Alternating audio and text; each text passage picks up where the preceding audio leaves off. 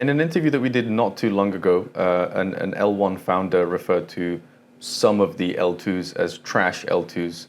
And I get the impression that you feel if there's a shakeout that quite a few of them will sort of cease to exist. Do you agree with that term, trash L2s? And how do you view L2s that won't survive? Yeah, I think what that founder said on trash L2s probably is true. I don't think all the L2s will survive. My guess is one or two large L2s will survive, and then the rest will be zombie chains. We see the same thing as well. I mean, at CoinGecko, we also run a second project called Gecko Terminal. We track over 150 different L1, L2s, L3s, mostly EVM based. There's 11,000 DEXs that we track on these 150 chains, over 3 million tokens. Most of these chains are actually zombie chains. I mean, it's created, there's a chain, there's a DEX, but there's not much activity. There's no trading volume, there's no transactions, very little TVL. I think that's going to be the same. It's very easy to spin off a new chain, but how easy? Can you sustain user interest? Can you sustain developer interest? Can you get people to use it? That's not an easy thing. I think a lot of people are launching L2s, L1, L2s, L3s, whatever that you want to call it, because the market is rewarding all this infrastructure play with very high market cap for any tokens that are a chain for a smart contract platform. And the market's not rewarding consumer applications, but that's what we need more. We need more consumer apps instead of infrastructure play.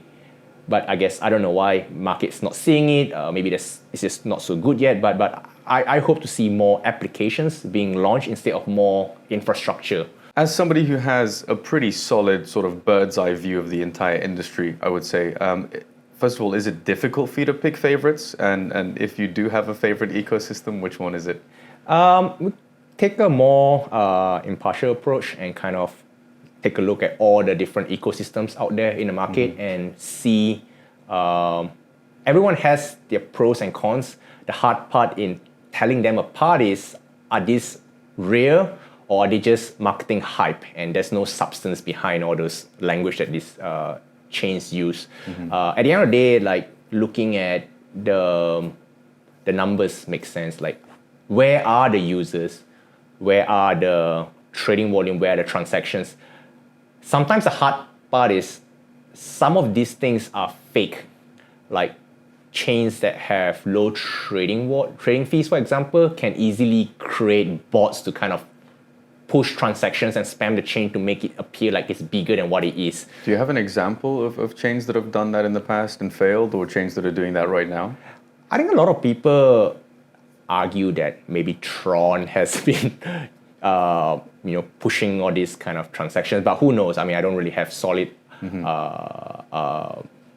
facts to back them up. But if you look at Tron, actually, like, I mean, depending on who you talk to, like, I think I've read somewhere that it has the highest number of retail usage when it comes to USDT. So nobody wants to talk about Tron because it's kind of like not the coolest thing to talk about, but a lot of retail users use Tron when it comes to sending USDT, and it is a pretty big use case and something that they have cracked, and I think it's one of the cheap and fast chain initially and used by a lot of people in the developing markets.